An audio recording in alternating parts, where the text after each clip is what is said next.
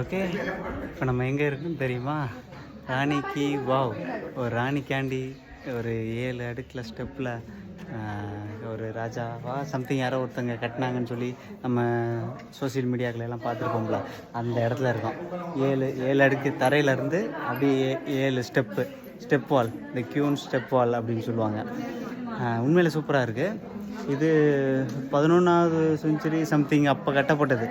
ஆனால் அதுக்கப்புறம் ஒழுங்காக இல்லாமல் எல்லாம் மூடி ஃபுல்லாக இதாகி போயிடுச்சு.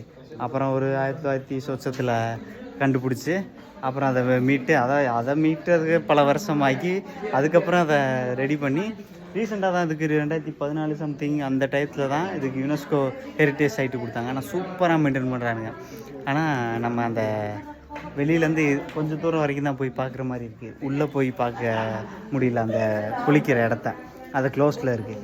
ஆனால் எனக்கு என்னமோ இங்கே இருக்கிற சிலைங்கள்லாம் நிறையா வச்சுருக்காங்க கல்லில் சூப்பராக.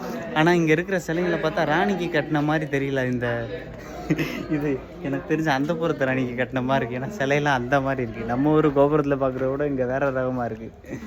ஓகே, சூப்பராக இருக்குது. இன்னொரு முறை சுற்றி காமிக்கிறேன். ஓகே, அருமையாக இருந்துச்சு. நம்ம கிளம்பலாம்.